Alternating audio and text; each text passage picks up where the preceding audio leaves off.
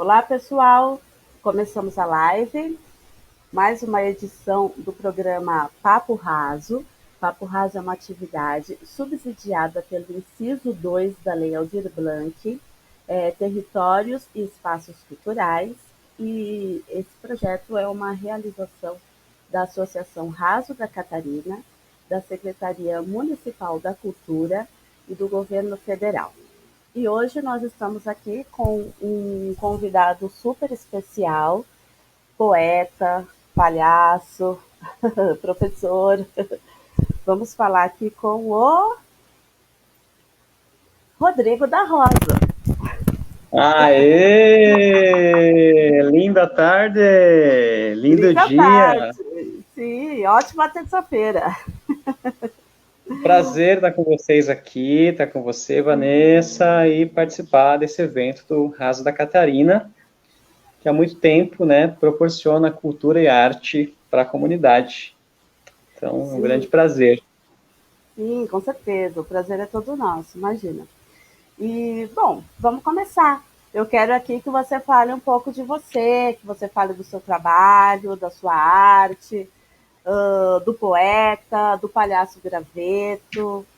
Como é que tudo isso aí começou na sua vida? Quem chegou primeiro? Se foi o Rodrigo Poeta ou se foi o palhaço graveto? Conta um Legal. pouquinho aí pra gente do seu trabalho. Bacana. Eu acho que a primeira vez que eu subi no palco, né, a gente se lembra, eu estava no primeira série do ensino fundamental e tinha que ensinar o gato de botas.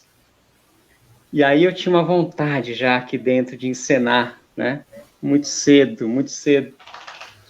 Então eu posso até dizer que esse ator vai surgir primeiro, antes do escritor.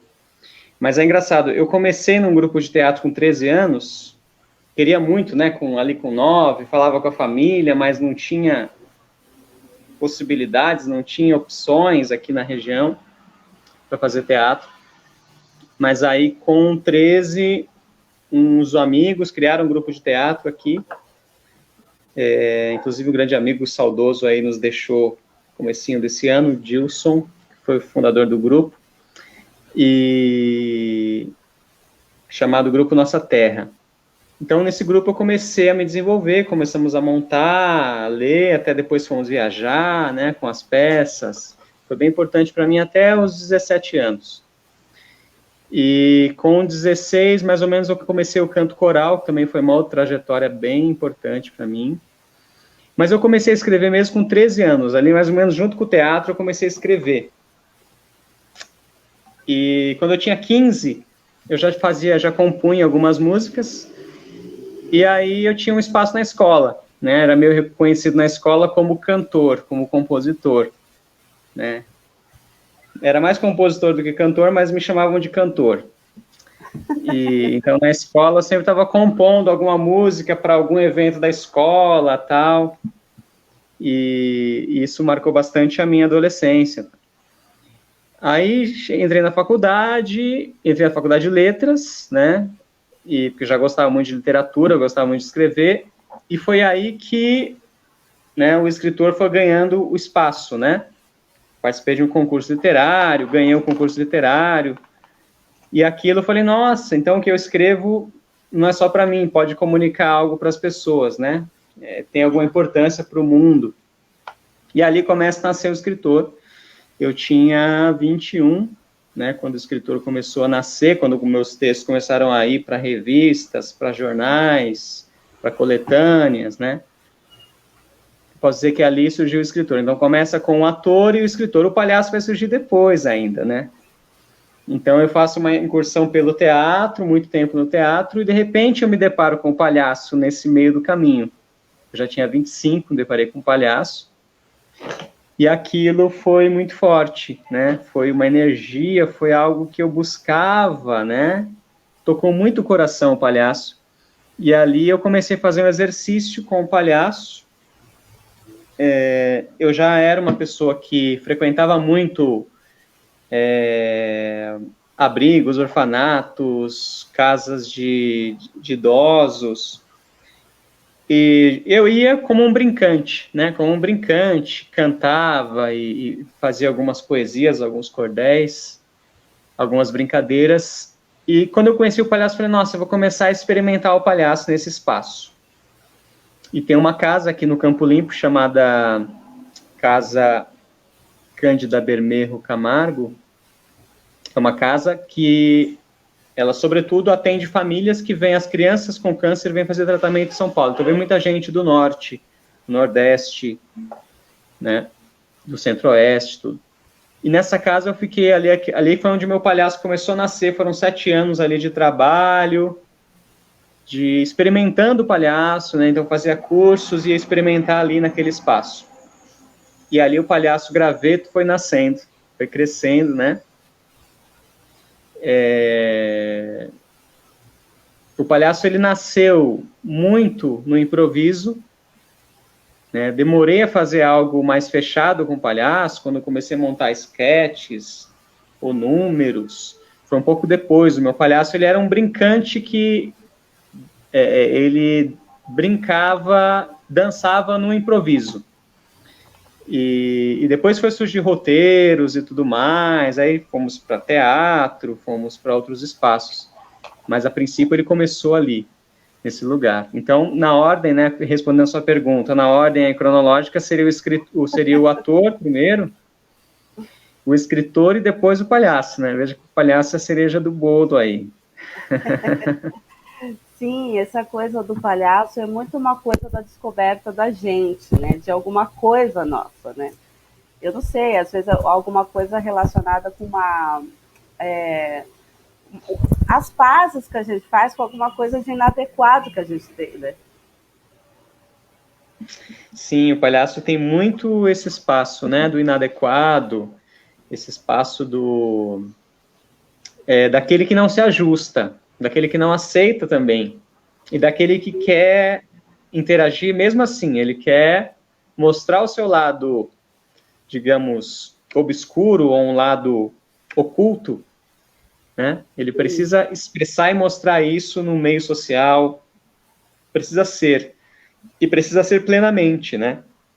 Já que a gente tem o impedimento de ser, por causa das convenções, a gente tem certos impedimentos. Então, isso fica represado, né? Fica uma energia represada. E o palhaço é essa licença poética de ser, né? E falar em licença poética, tem um poema que eu fiz justamente sobre isso, sobre a necessidade que eu tenho, e talvez todos tenhamos, do palhaço.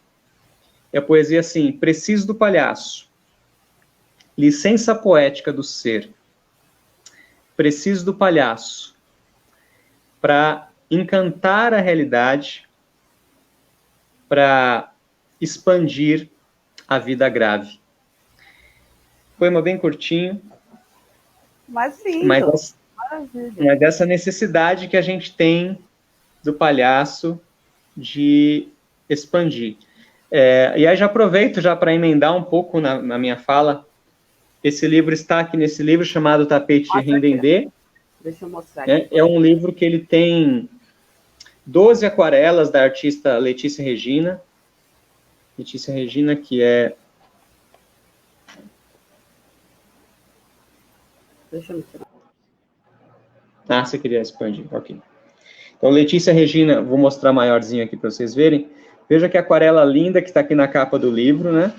Tapete de Rindendê. Essa palavra Rindendê, ela é referência a um bordado, ou seja, um artesanato manual, um bordado de origem nordestina. E aí ele tem 2 sentidos, né? Um seria também um elogio a essa cultura nordestina, e o outro seria essa ideia de resgatar todas as artes manuais e as artes populares, né? Então, esse livro tem um pouco dessa ideia. E Tapete de Rindendê, dessa ideia do tapete voador, né? Do tapete que voa, que sonha. Mas também, esse título vem de um verso da Silvia Ortoff, né? Que é uma escritora infantil. Então, eu vou mostrar aqui a Letícia Regina, muita gente conhece ela do cenário, da palhaçaria, né, do cenário, ela está aqui. E tem mais aquarelas muito lindas aqui dentro. O trabalho dela é muito primoroso. Todos, e muitos enigmáticos, né? Sempre tem a figura do palhaço. Apareceu aqui. Estou ficando... Veja essa aqui, que interessante. Se forem ver, tem a figura do palhaço aqui, com uma lua, né? Bem, eu sou apaixonado por essa arte da Letícia Regina. E aqui está esse poema chamado Preciso do Palhaço. Essa primeira edição aqui é da editora Desconcertos, né, uma editora parceira da Patuá. Fizemos lançamento na Patuá, na Vila Madalena. E agora, esse ano de 2020, nós lançamos uma nova edição. Está aqui, ficou muito bonita também. Opa! Então, a gente já mudou a capa, né? Vocês veem que a capa já é outra, mas também uma aquarela da Letícia. Esse é pelo selo Em Busca das Artes. É um selo aqui nosso de escritores de Embu das Artes. E aqui também o trabalho está muito bonito, né? Sim. O trabalho com cordas aqui de um violão, a biografia do graveto, a biografia, aqui a Letícia com o palhaça também, e as aquarelas aqui aparecem um pouquinho diferentes, né, um pouco menores, mas tem todo um trabalho também em preto e branco, né, há um trabalho espelhado aqui, lindo, né, das aquarelas em preto e branco, e depois colorido. Tá um trabalho muito bonito. Muito. E aí, esse livro tem um palhaço na capa. O palhaço está em todas as obras. Então, o palhaço não é um atravessador. E, embora não seja um livro de humor, ele não é um livro... São poesias todas humorísticas. Tem poucas poesias humorísticas, na verdade. Mas é justamente essa ideia de que o palhaço atravessa o livro exatamente nessa perspectiva que você colocou. A perspectiva de uma inadequação social que vai se mostrando, que vai pedindo o seu espaço de expressão. Né? Tem outro poema sobre o palhaço que eu gostaria de ler, que também está nesse livro, já que a gente entrou nesse tema. Se eu vou achar aqui. A gente tem um comentário aqui, ó, do Caio Albuca, dizendo que bonita tá essa foto do palhaço. Ele tá assistindo, tá bonito. O Caio, ele é palhaço também, o palhaço Pindim, e ele vai estar no próximo Papo Raso. Às 16 horas tem outro, e daí ele vem para falar de palhaçaria e arte de rua. Pindim é um grande artista de rua. Assim. Que legal! E ele está aí assistindo. Deixa eu ver se eu achei a poesia. Ah, tá. Faltaram 2 versos. Preciso do palhaço. Licença poética do ser. Preciso do palhaço para expandir a realidade, para rir da minha falibilidade, para encantar a vida grave. Então, essa coisa de rir da minha falibilidade, né? É muito do palhaço isso. Sim. De olhar para o nosso lado falível. Sim. Olhar para o nosso lado falível e falar, eu sou isso, o ser humano é isso. Sim, fazer as pazes com isso, né? Sei lá, assumir e achar que faz parte, que é bom também. Exatamente. Escuta, Rô, e como é que tem sido aí trabalhar na pandemia? Você tem produzido alguma coisa? Teve alguma coisa que você produziu durante esse período? E como é que está sendo aí sobreviver, viver, trabalhar, driblar porque pra gente que é artista, que é da cultura, que é da produção, nossa, pegou de cheio, né? Verdade. A pandemia começou, eu tinha certeza que o mundo ia acabar, estava com essa certeza. E aí eu fui passar um mês no litoral, na casa de uma tia, de uma parente, e eu fiquei assim completamente crise de ansiedade, deprimido. Eu fiquei um mês sem escrever um verso, sem nada. E aos poucos eu fui respirando, recobrando, né? Recobrando, olhando para a realidade, abrindo espaço para essa realidade tão singular que nos apresentava, que a vida trazia. E aí, nisso, voltei para São Paulo, voltei aqui para Embu e vamos retomar a vida. E eu sou professor, né? Então, eu comecei a trabalhar remotamente. Isso é muito importante, né, na questão orçamentária, né? Para segurar foi muito importante. Mas eu tenho essa necessidade de sempre estar criando. E nesse momento, foi um momento de muita criação poética, porque nosso coletivo aqui de escritores de Embu, nós também expunhamos na Feira de Arte de Embu. E aí, a gente começou a escrever muito, inclusive um livro que nós já começamos a escrever em 7 pessoas, chamado Crônicas 2020, que é uma crônica para cada dia de 2020. Nós começamos dia 1º de janeiro, mas a gente não imaginava que 2020 ia ser o que foi. Porque a gente fazia um encontro semanal para ler as crônicas, para trocar entre nós. Cada um ficou com um dia da semana. Só que aí, durante o primeiro mês da pandemia ali, todo mundo ficou fora do ar, né? Então, assim, é como se o trabalho tivesse... Mas aos poucos fomos retomando, nos reencontrando novamente, reescrevendo, tratando, né, cada dia um dia mais duro do que o outro. Os meses, abril ali foi um mês muito duro, maio, junho, né, foram todos meses duríssimos, assim, tanto questão da política, como economia, como saúde, tudo, né. E aí nós escrevendo, 7 pessoas muito singulares, cada um de um lugar da cidade, cada um com uma profissão, mas todos que têm escrita no coração. E fomos nos curando, assim, olhando para aquela realidade dura, falando sobre ela e nos curando. Foi bonito, assim, foi um processo difícil, mas e aos poucos nós fomos nos organizando, nos estruturando, e eu também mantive o núcleo Labiarte, que é um núcleo de circo que eu coordeno na Faculdade de Educação da USP desde 2018. Esse núcleo também começou a pandemia durante um mês, né? Eu joguei a toalha, todo mundo, mas de repente eu falei, gente, vamos retomar? Vamos experimentar?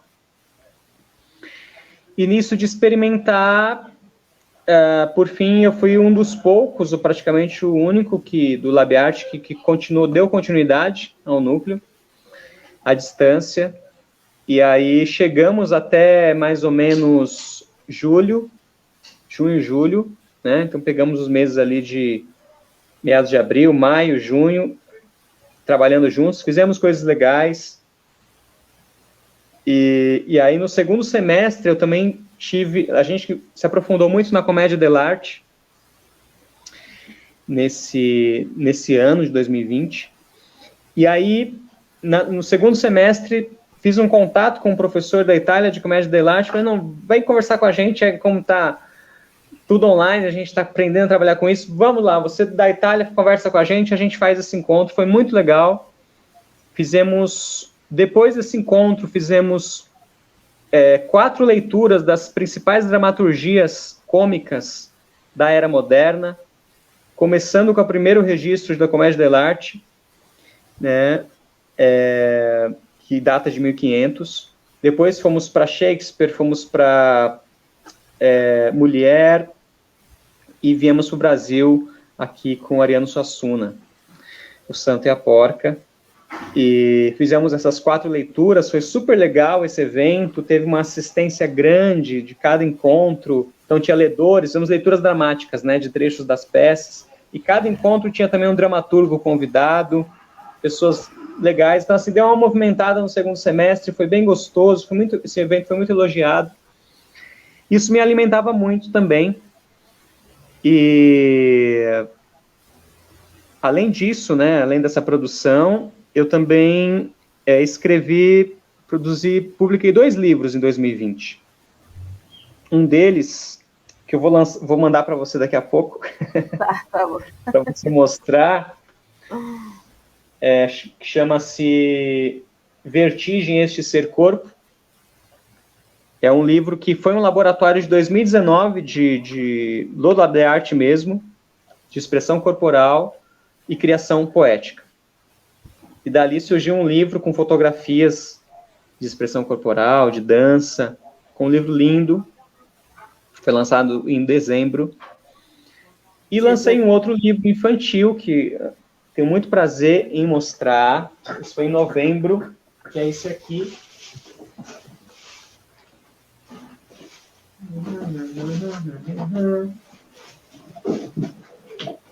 Olha lá, olha lá. Aí, chegou. Eita, esbarrancou aqui. Olha lá. Perder e Aprender é um livro publicado em novembro de 2020. E ele tem como personagens aqui os meus filhos, meus amigos aqui, os meus pets, né? Todos inspirados nos meus pets. Foi uma história que aconteceu na quarentena mesmo. Justamente naquele momento que eu estava no litoral, voltei para São Paulo. Então, meus pets ficaram aqui um mês longe de mim e tal. E aí, criei essa história, que foi uma história linda, ilustrada por Bruna Savini. Esse livro está maravilhoso, está um trabalho primoroso, assim, com ilustrações deliciosas. E a história também, ela trata sobre temas muito importantes para a infância, como resiliência, lidar com a perda, né, lidar com as frustrações, lidar com as emoções mais pesadas, né? Então, é um livro que eu tenho todo o prazer de apresentar mesmo, tá muito lindo, tá bem vendido também, tá tendo uma procura muito legal. E também pelo selo Em Busca das Artes. Tá super bonitinho. Olha essa patinha. E olha aqui o selo Em Busca das Artes. Esse foi lançado... Então, em 2020 lancei 2 livros, esse aqui e o outro que ainda está em PDF, que é o Vertigem, Esse Ser Corpo, que eu vou mandar. Se você for lá no meu Insta, se você abrir o meu Insta aí, você vai ver, eu tenho algumas fotos do livro. Tá, a gente vai, eu vou abrindo. Mais para o final, a gente mostra esse daí também, com certeza. Isso. Aqui a gente tem um comentário do Marcelo Teles. Uau, que belo livro e que bela arte. Parabéns. Parabéns mesmo. Olha, produziu bastante aí durante a pandemia, né, Rodrigo? Então, Marcelo. Maravilha. E agora, aproveitar, vamos ouvir um pouquinho do Marcelo, do Rodrigo, ver o que o Rodrigo tem aí pra gente. Mostra um pouquinho. Tô vendo que você tá com violão aí. Com violão.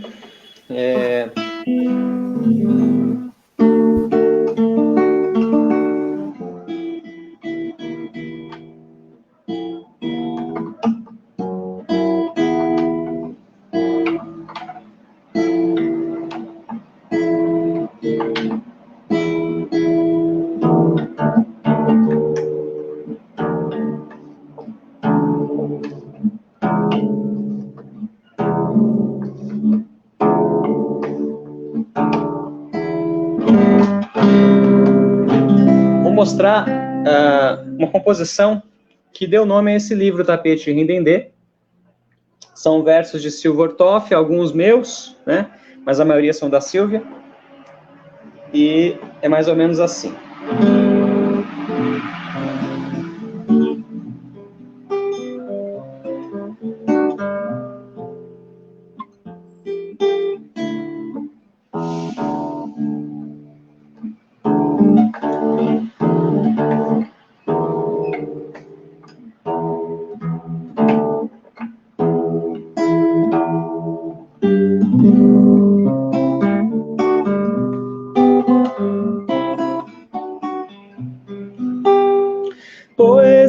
meu passarinho, bordado em tico-tico, ponto de asas abertas, estrela de pena seta, tapete de rendendê, teci pensando em você.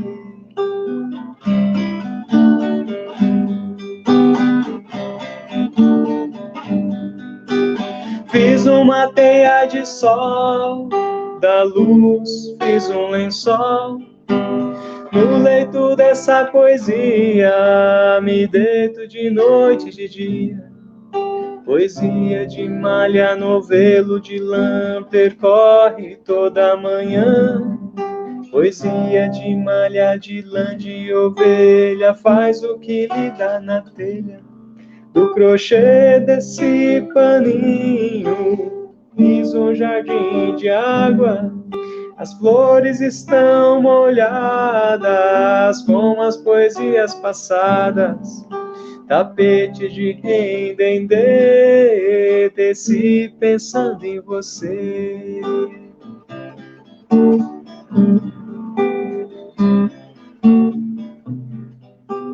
Fiz uma teia de sol, da luz fiz um lençol. No leito dessa poesia me deito de noite e de dia. Poesia de malha, novelo de lã, percorre toda manhã. Poesia de malha, de lã, de ovelha, faz o que lhe dá na telha. Do crochê desse paninho, fiz um jardim de água. As flores estão molhadas com as poesias passadas. Tapete de rendendê, teci pensando em você.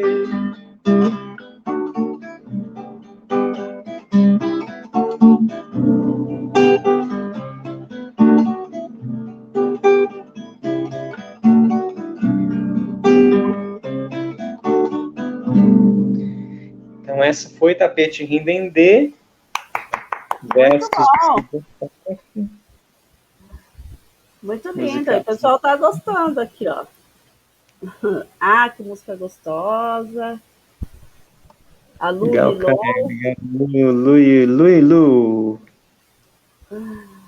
Oi, Lu. Oi, Caio. Muito bem. Aí, nessa quarentena também surgiu uma composição um pouco mística, assim, sabe? Serenar a mente. Apareceu então, também. Ó, você já está entrando na minha próxima pergunta. E assim, eu vou dizer que essa próxima pergunta você já quase respondeu. Porque o que eu queria falar é sobre a criatividade, sobre os processos criativos, o processo de criar durante a pandemia.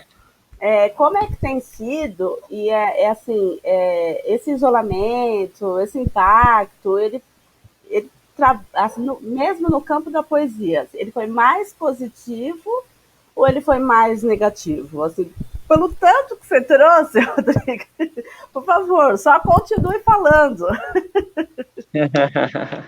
Olha, vou te contar uma coisa. Eu moro em Budas das Artes. Eu moro aqui na região urbana, mas perto daqui tem uma região verde, né? Então, claro, tem que ir de carro, mas dá para chegar lá. E também tem outros municípios, tem Cotia, tem Itapecerica, que tem uma região verde grande. E o que aconteceu? Eu moro sozinho, eu aqui, meus pets, então chega uma hora que você não aguenta mais ficar em casa, né? E até mesmo a internet, muito aparelho eletrônico começa a te influenciar também, te cansar. E aí eu encontrei um refúgio, um lugar que eu conheci na quarentena mesmo, que chama Represa. É uma reserva que ela ainda não é aberta, é uma reserva fechada, né? Uma área de preservação ambiental que tem uma represa de Cotia. Lugar de muita natureza. E é um lugar que eu fiz muitos mergulhos, né? Ele leva de carro mais ou menos 40 minutos daqui, depois tem uma trilha, né, para chegar no local. Eu fiz muitos mergulhos nesse lugar, Como era período pandêmico, então lá não tinha praticamente ninguém, então estava mais tranquilo para estar por lá, não precisava ficar dentro de casa, né? E teve esse mergulho. Ao mesmo tempo, eu criei um grupo, participei de um grupo de criação poética de Minas, a maioria do pessoal de Minas Gerais. Era uma imagem e um texto, o nome do grupo. Então, eles faziam uma imagem, você devolvia um texto. Esse grupo acabou, eu entrei nele, estava acabando mais ou menos em julho, agosto, ele estava acabando. Aí montei o meu grupo de poesia, eu e mais uma amiga de Minas Gerais também, um pessoal que eu conheci. E muito legal isso, né, dos núcleos culturais, né? Então eu conheci mais ou menos o núcleo cultural de Belo Horizonte, que eu não conhecia. Conheci várias pessoas, vários artistas, é bem interessante como a quarentena dá possibilidades. Mas acabei criando esse grupo. Isso. Essa coisa, a gente se isola por um lado, mas ao mesmo tempo eu senti que a gente se conectou com outras pessoas, assim. Talvez se não fosse esse período, talvez isso não tivesse acontecido, né? E aí esse grupo de criação poética começou a rolar, e aí de repente, eu acho que a Lívia Marcelino Xavier, que é uma poeta de São João del Rei, que me influenciou muito, que ela fazia poesia só sobre a natureza. Ela mora na roça, até fui conhecer a casa dela, mora na roça mesmo, ela fez essa escolha, ela era de São Bernardo, e aquilo me influenciou bastante, assim. E eu comecei a mergulhar também em poesia sobre a natureza, e continuamos nosso grupo de criação poética, tinha um desafio por dia, era muito, e nossa proposta era música e poesia, então a partir de uma música, as pessoas criavam poesia. E escrevemos muito, muito. Chegamos em novembro, demos uma parada. Dezembro, retomamos com haikais, pequenos poemas sobre a natureza também. Também escrevemos muita coisa. Todos estão na minha página Sabor da Palavra. Eu não tinha uma página, né? Abri essa página do Face. Então, quem quiser conhecer Sabor da Palavra, tá bem bonita. Tem vários poetas, várias coisas lindas, poemas curtos sobre a natureza. E aí, disso tudo, surgiu um novo livro, que está em processo de edição agora, chamado Natureza Viva. Um livro escrito totalmente na quarentena, com essa minha nova relação com a natureza. Com essa relação de buscar, com essa relação de reencontrar a natureza e me reencontrar na poesia com essa temática. Então esse livro está bonito, já tem um trabalho de arte, né, um trabalho de arte que possivelmente será capa, então ele está em processo. Mas eu gostei muito desse livro, acho que é o meu trabalho mais maduro até o momento como poeta, assim. Mas você está falando sobre a criatividade, então acho que é isso. A possibilidade que eu tive de me desligar dos meios eletrônicos e mergulhar na natureza, é claro, mergulhar na natureza e depois voltar aos meios eletrônicos para falar, essa é a poesia de hoje. Para compartilhar, porque a gente precisa muito do coletivo. Acho que essa força do coletivo é muito importante para a criação, viu? A gente precisa desse momento sozinho de criação, como eu tinha, na natureza, ou mesmo em casa, comecei a observar, comecei a dar nome para as aranhas que moram comigo. Tá bom. Charlotte. Eu não só nomeei os pets, né? Criei personagens e fantasiei, mas eu dei nome para as aranhas. Eu vou cantar a música daqui a pouco das aranhas. Tá. Por favor. Então, a quarentena foi uma experiência dura, muito dura, né? Para todos nós. Acho que para quem mora sozinho, foi especialmente dura. Para quem mora... Mas talvez seja mais dura para quem mora com a mãe ou com o avô, porque aí acho que aí foi mais duro ainda ter que ficar todo momento pensando na pessoa, né? Nos seus contatos, o medo, né? O medo constante. Eu acho que foi mais difícil ainda, mas estamos agora no período mais difícil, só que como a gente já está um pouco carimbado, né? Está um pouco mais fácil de levar, né? A questão. Sim, a gente já criou uns caminhos aí de adaptação, né? E me fala da importância mesmo da arte nesse todo esse período, já vai quase um ano, né, que a gente está isoladinho. Eu queria que você falasse da importância da arte, não só como audiência, né, aquilo de você poder ver os outros e buscar as coisas na internet, mas daquele que faz arte, do criador, do produtor, assim, me fala a importância da arte para essa pessoa que assiste e cria. Maravilha.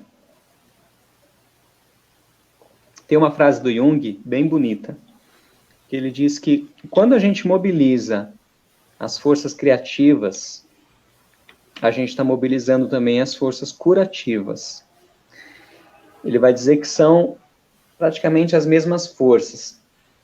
E acredito muito nisso.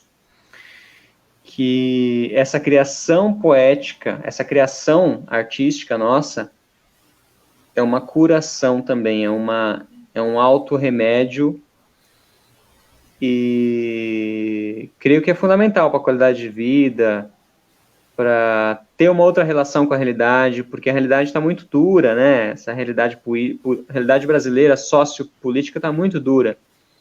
Então a gente precisa muito da arte nesse momento, da criação, para você fazer outros mergulhos e perceber outras possibilidades de ser, de viver e de se relacionar. Eu acho que a gente precisa de todas as artes, né? Eu comecei a minha carreira estudando letras e teve um momento que eu falei, não, vou ser escritor e vou fechar nisso. Mas eu vi que não era saudável também ficar somente escrevendo, fechado. Não, a gente precisa... E foi um momento importante que o palhaço despontou, que o teatro voltou, então a gente precisa dessa expressividade, precisa mexer o corpo, trabalhar o corpo, cantar. Acho que o ser humano necessita de todas as artes para ele se tornar saudável, né? Para ele viver de forma saudável e entrar num fluxo. Agora, uma coisa que eu queria falar também, que eu não comentei, que é a questão da espiritualidade. Eu acho que essas situações duras também fazem a gente fazer uma busca, né? Cada um fazer a sua busca interior, da sua conexão, né? Com a natureza, com o que você acredita, né? Com o que você acha que é maior. Muito legal isso, porque comigo, e essa coisa da espiritualidade, nessa pandemia, deu um boom, assim, que eu nem acreditei que eu pudesse ir tão além. Que legal. Interessante. Eu sou um praticante de meditação, né? Eu pratico meditação há muitos anos já. E a minha relação com o divino é muito uma relação com o silêncio, né? Eu tenho muito essa relação. Aê, Felipe! Beijão, Felipe. Duas pessoas muito queridas, saudades de você. E eu também, Fê. Maior saudade de você. Legal. Então, a minha relação com o sagrado já faz alguns anos, ela se dá muito mais pelo silêncio do que por orações, ou por frases, embora eu seja um artista da palavra, eu gosto dessa conexão com o divino também pelo silêncio, pela escuta, pela respiração, né? Embora também tenha tido um momento na quarentena também muito forte dos cânticos sagrados, das músicas. Beijo, Felipe! Felipe, ele tá escondido lá no interior, escondeu de São Paulo. Escondeu. Se eu pudesse, também estaria aí.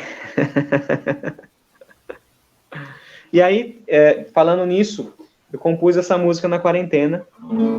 Então, bora ouvir um pouquinho da música.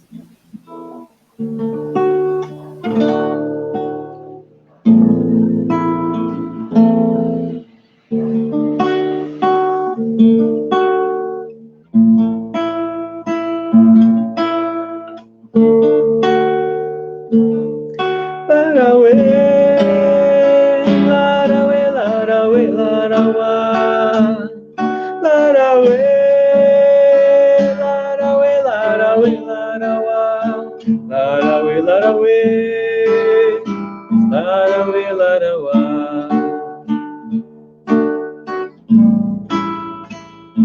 Toda manhã eu sinto amor, eu sinto o calor do sol, beija-flor. Toda manhã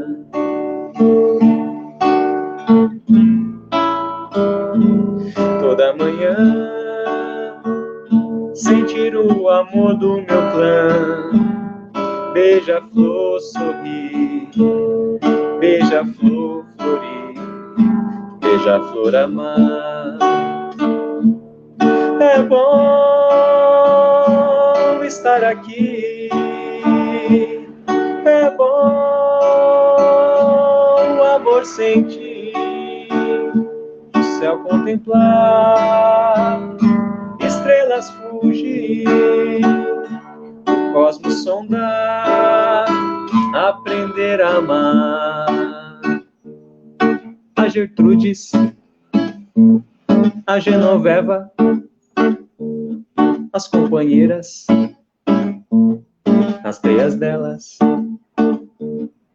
A Gertrudes, a Genoveva, as companheiras, as teias delas. Lá fora, o mundo parece acabar. Lá fora, o mundo parece acabar. Mas aqui dentro, a paz sempre vai reinar. Aqui dentro, a paz sempre vai reinar. Eu sinto as falanges de luz me envolvendo. Eu sinto as falanges de luz me envolvendo e curando, trazendo notícias dos mundos felizes, que é pra onde vamos quando tudo passar. Pra trabalhar não tenho desculpas, pra trabalhar não tenho escusas. Tão bom é servir ao amor na senda do nosso Senhor. Tão bom é servir ao amor na senda do nosso Senhor. Larauê, larauê, larauê, larauá. Larauê, larauê, larauê, larauá. Larauê, larauê, larauê, larauá.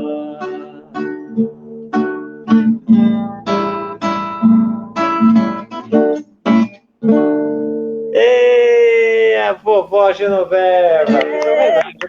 A Genoveva! Oh, muito bom. Puta, Rô, assim, as produções digitais cresceram muito, né? O pessoal se aperfeiçoou. Olha a gente aqui no StreamYard fazendo live aí com uma coisa que eu não sei. Se perguntar para mim se isso já existiu, se apareceu durante a pandemia, eu não sei, mas eu só conheci agora, já me adaptei e estou achando muito massa. Então, tudo isso cresceu bastante, assim. E os artistas, eles vêm se aperfeiçoando, eu vejo, nessa coisa da linguagem digital, às vezes, saber essa coisa mais rápida, do time, não sei o quê. Mas me fala, vamos trazer um pouco graveto aqui de novo. Para o palhaço, o presencial é fundamental ou você acha que dá para trazer o jogo, o improviso do palhaço para dentro do virtual, do digital também? Já aproveita e me fala, você prefere mesmo o improviso, o negócio ao improviso, ou você gosta mais de trazer um pouco do ator e trabalhar mais roteirizado? Bora falar aí.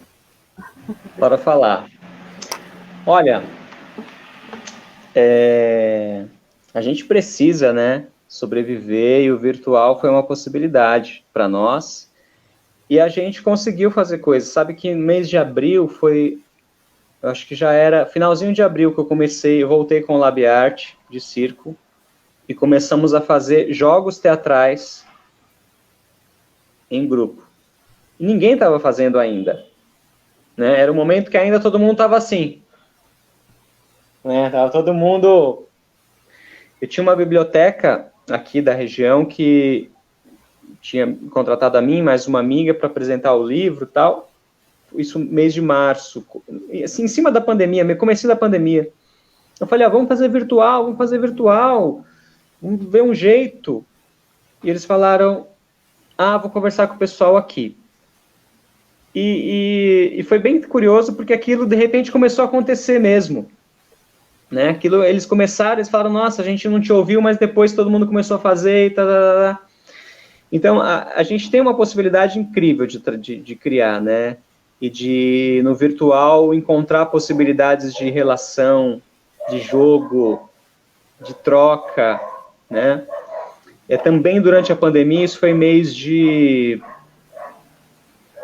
Eu acho que foi mês de junho, julho. Eu fiz um número, criei um número, acho que eu não falei, mas eu escrevi um número, né? Escrevi um número bonitinho, eu e uma amiga. Inclusive, era um número para uma biblioteca, e a gente falou, vamos fazer uma coisa mais literária? Vamos. Então, eu peguei um personagem que o Machado de Assis, um personagem que aparece no livro de Machado de Assis, que é um tenor meio falido. E aí, esse tenor falido, ele tem uma gênese, né? Uma gênese através da música. Ele falava que Deus era um grande músico... Não, Deus era o grande músico, era Satanás, e Deus era o grande poeta.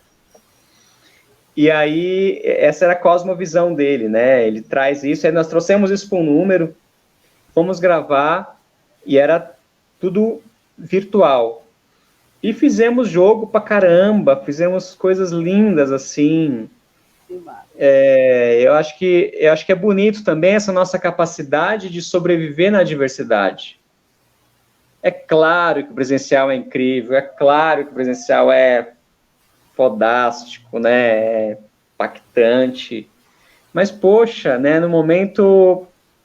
naqueles momentos mais difíceis, todo mundo em casa, né, explosão de lives... Claro que a gente, artista, tem que dançar conforme essa música e aproveitar o máximo possível do momento, né? E criar várias possibilidades, né? Ao mesmo tempo, eu esqueci de falar, mas eu continuei a participar de um grupo de pesquisa também, né? Na área de educação especial. Então, a gente começou a fazer as reuniões virtuais. A princípio era tão estranho, de repente, hoje é a melhor coisa, que existe uma reunião virtual. Imagina se deslocar...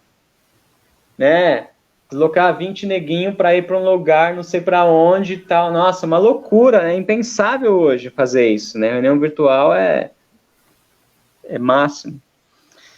Muito melhor, você pode fazer a reunião lavando louça.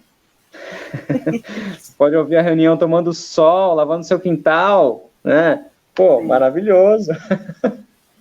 Total. Põe o fone de ouvido e vai lá lavar o quintal. Reunião. Mas eu acho que é uma coisa que eu não te respondi. Uma coisa que você não me respondeu? Das perguntas que você fez, acho que uma me fugiu aqui. Não, respondeu. O presencial é fundamental ou também existe um caminho? Você respondeu, você está até fazendo jogos de palhaço, encontro para os jogos de palhaço no digital. E o que eu tinha falado é para você, se você prefere o improviso ou roteirizado. Essa faltou. É muito legal isso, porque eu acho que a gente tem que fazer as duas coisas. É claro que improviso é aquela... né? Improviso traz aquela questão assim, muito singular, né? Nossa, você conseguir fazer o seu subconsciente abrir ali, de repente, sair várias surpresas, é mágico, né? Improviso é sensacional. Mas também, eu acho que o roteirizado tem sua beleza também, porque ele tem uma precisão, né? Ele vai ter... E eu acho que fazer o roteirizado também é um desafio, deixar o roteirizado bem feito, bem bonito, sabe? Eu acho que é um desafio. Nesse número que eu escrevi, a gente fez roteirizado, né? De fato, a gente fez roteirizado, e e continuávamos fazendo jogos nos encontros do grupo. Mas eu acho que ambos têm sua beleza. Agora, dizer o que eu prefiro, o improviso é... Adrenalina, né? Improviso é adrenalina na veia, né? Quero falar sobre um assunto polêmico com você agora. Diga lá. O nariz do palhaço nas manifestações. Te incomoda? E para além disso, assim, o que também te incomoda nessa coisa da banalização da figura do palhaço, entendeu? Do palhaço estar ali num lugar que foge do seu ofício, da sua função artística. Olha, eu posso dizer que isso já me incomodou em algum momento, né? Eu pesquiso palhaço há mais de 10 anos. Em algum momento isso me incomodou. Principalmente no começo, né? Que eu fui... Né, meu irmão fazia mestrado com Bolognese, que é um cara que hoje foi reitor da Unesp, mas era um cara, né, de ponta, assim, na academia, né? Um dos poucos na academia que lidava com o palhaço, com o circo. A gente conversava muito. Nesse momento que eu comecei também, estava começando ali nos meus estudos da palhaçaria. Então a gente, né, ficava, não, palhaço de loja, né, palhaço de lojinha, não sei o quê. Olha, hoje eu acho que tudo é um exercício, eu acho que tem espaço para todo mundo. Eu acho que aquele cara que está na lojinha, ele merece aplauso, porque ele está dando um sangue, né, está dando um suor dele ali, aquele palhaço que vai para festa de criança. Quem nunca foi para festa de criança? Não, isso aí tá, né, certo, é um trabalho. Isso aí é um ofício, né? A pessoa tá... É um ofício, É um caminho que ela seguiu. Todo artista precisa sobreviver. Nem sempre dá para sobreviver do lirismo, eu acho. Às vezes precisa um pouco daquilo comercial. Acho até que... Mas você sabe, Vanessa, que teve uma pessoa importante na minha vida, me disse uma vez, nossa, você pesquisa o palhaço? Eu falei, sim. Ele falou, nossa, mas é tão decadente. E aquilo foi forte para mim.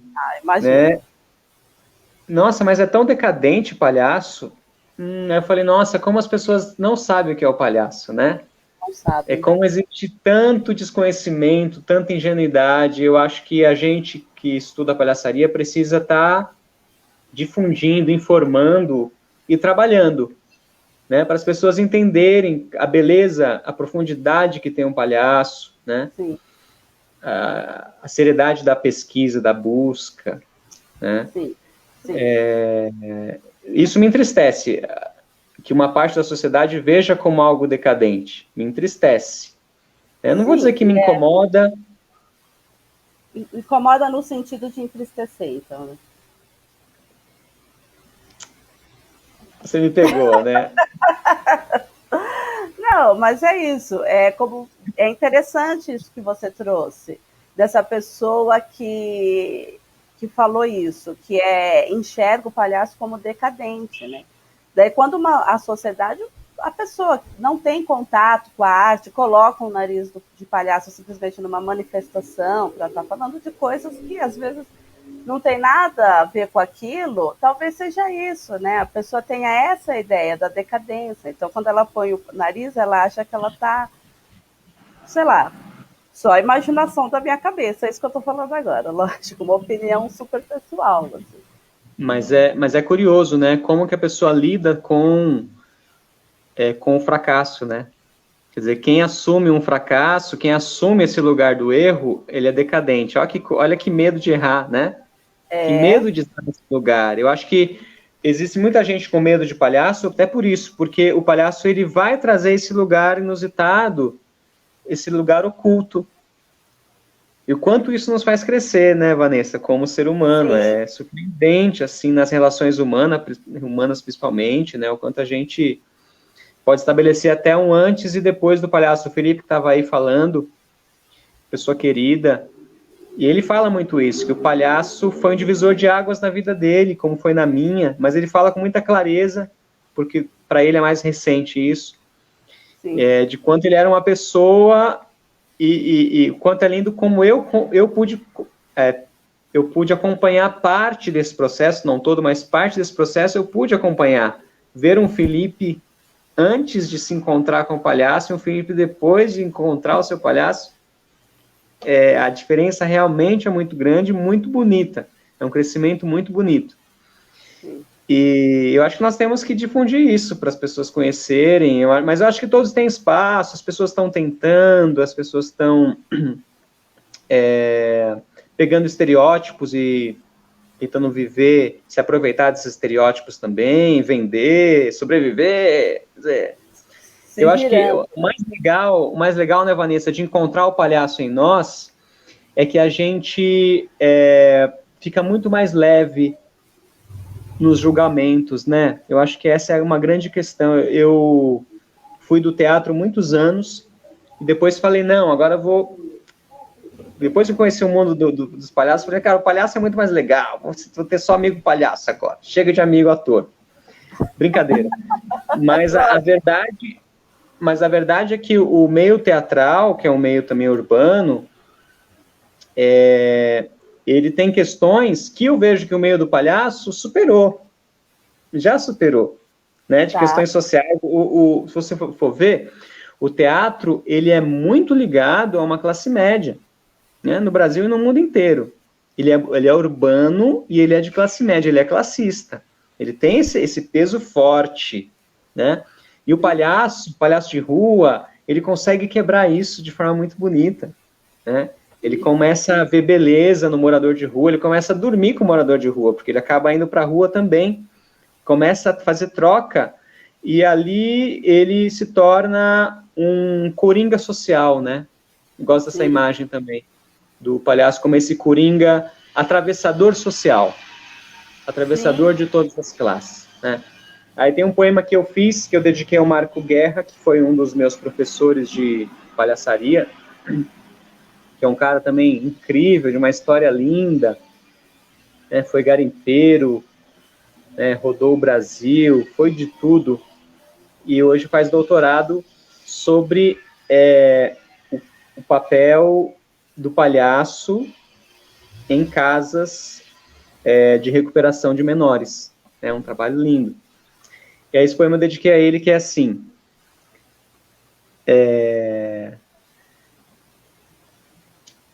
o palhaço tem me trazido muitas alegrias, pois quando não sou eu quem é aplaudido pelo riso, sou eu. E todas as máscaras sociais que nos deram caem, e a leveza me habita. Estar ao mesmo tempo em mim e no que sonho. Ser esse ser social desprendido. Passear no desfiladeiro entre o sonho e o fracasso. Como uma ave que passeia entre o céu e o esquecimento. Tem me trazido muitas alegrias que até transbordam nos árduos compromissos reais. Esse poema eu fiz logo depois de uma apresentação com o Felipe Angelucci, não sei se está aí ainda. Nós fizemos numa casa em São Paulo, e foi tão gostoso, tão bonito, eu escrevi esse poema, desse atravessador social, desse coringa social e desse lugar. Então, voltando um pouco a falar a questão do teatro e do palhaço, né, da palhaçaria, do mundo do circo, né, está muito ligado ao palhaço, eu acho que a gente tem muitos ganhos, né, nessa descoberta do palhaço, e eu acho que todos estão num processo também de refinamento estético, né, todos nós, né, nós seres sociais, culturais, estamos num processo. E as pessoas colocam mesmo, às vezes, o palhaço. Acho que a gente teve uma onda cinematográfica muito forte nos últimos anos de palhaços associados ao terror. Então, isso nos atrapalhou, nós como artistas, nos atrapalhou muitas vezes. Nós só sofremos rejeição, já sofremos, né, todo tipo de dificuldade por causa dessa questão histórica, desse momento histórico em que a cinematografia traz para as massas relaciona a imagem do palhaço com o terror, né? Então, mas isso vai passar. É um momento histórico que vai passar e que a gente vai superar, com certeza. Com certeza. Então, se a gente falar da poesia, da palhaçaria e da arte como transformação social, nós podemos dizer que tem potência. Tem muita potência, né? A começar em nós, que fazemos essa busca e temos esses deslumbres, essa visão, e claro, isso vai reverberar em quem nos vê, em quem assiste. E nesse sentido, eu acho que a palhaçaria de rua tem um trabalho magnífico, que o teatro, penso eu, acaba...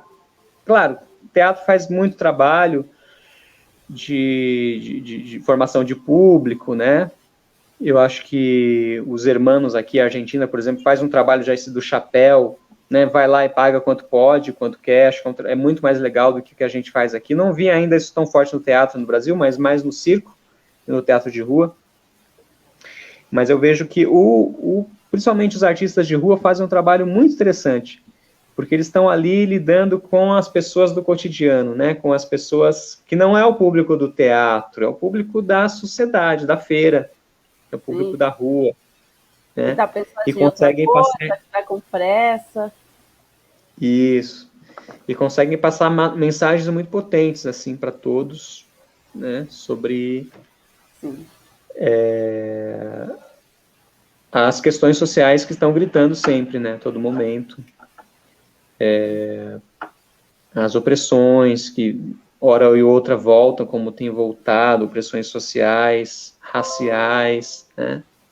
Que elas também, todas elas estão elencadas em cima de uma pobreza estética, né? De uma pobreza de ver o mundo, de uma forma muito quadrada de se ver a realidade, de se ver o outro, né?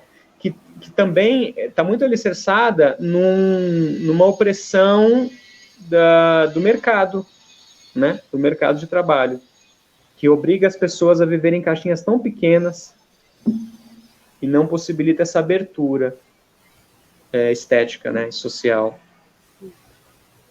Maravilha. Agora eu quero fazer uma provocação aqui para você. Essa pequena máscara do palhaço, ela só revela mesmo ou ela esconde também? Ela esconde também. Ela revela e ela esconde, porque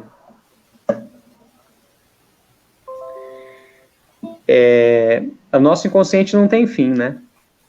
E as nossas máscaras sociais não têm fim também. Por mais que a gente tire máscara social, você vai vendo que você está ainda usando uma máscara para ser um ser social.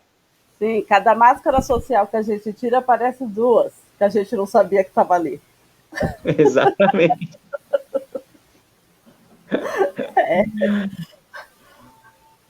É isso aí. Que maravilha. Mesmo.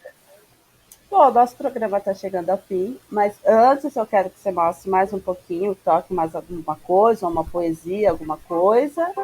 E depois a gente vai falar aí dos seus trabalhos, mostrar um pouco seu Instagram, divulgar aqui suas redes. Fechou? Maravilha, fechou. Vou pegar aqui uma sacolinha agora. Opa! Passar a sacolinha. Sacolinha, eu aprendi que para o áudio, né, de celular e tudo, a sacolinha é melhor que o pandeiro, né? É mesmo? Porque o pandeiro vai... Pá, explode, né? Se tivesse um microfone bom, claro, mas esse microfone do celular, a sacolinha é melhor. Então, assim...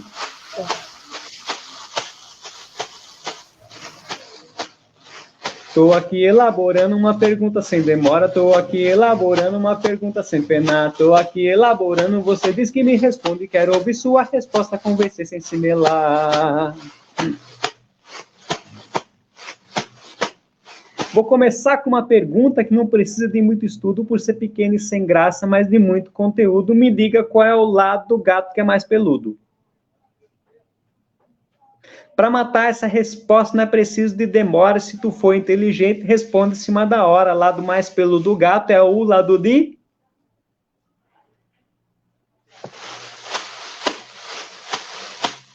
Fora!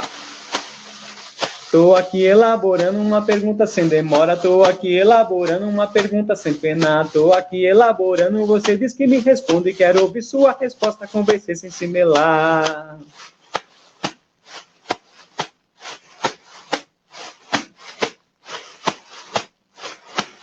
Padre ou pastor que blasfeme, não há cristão que engule, comida má temperada vá temperando e regule, e me diga a diferença que há entre o padre e o bully. Nem comida, nem crença nessa o que é. A diferença que há é que o padre é de muita fé e o que o bully é um utensílio utilizado para pouca fé. Ô compadre, ô comadre, eu cheguei para diversão. Ô compadre, ô comadre, eu cheguei para diversão. Sou brincante e cantador lá das brenhas do meu sertão. Sou brincante e cantador lá das brenhas do meu sertão. Ô compadre, ô comadre, eu cheguei para diversão. Ô compadre, ô comadre, eu cheguei para diversão.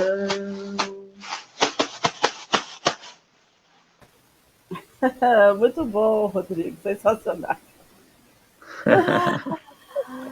Então, me fala aí quais são as suas redes sociais. Deixa eu ver, eu coloquei alguma coisa aqui. Então, no Instagram, a gente te acha como Rodrigo da Rosa Poeta, é isso? Isso aí. Vamos ver, deixa eu ver se eu consigo compartilhar aqui, só um pouquinho, a sua página.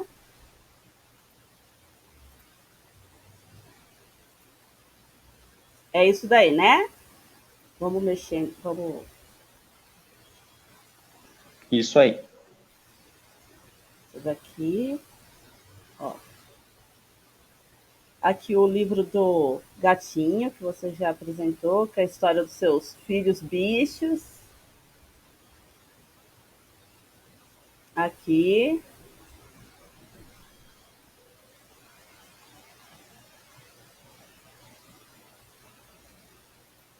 Maravilha. Tem mais alguma coisa? Ó, quero que você mostre, sobe um pouquinho. Tá.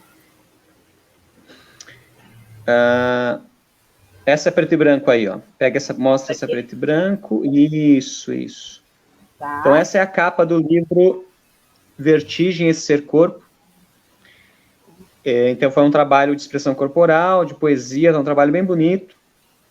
E esse trabalho, quem pedir para você aí, quem colocar o e-mail aqui, eu vou mandar de graça PDF para vocês conhecerem.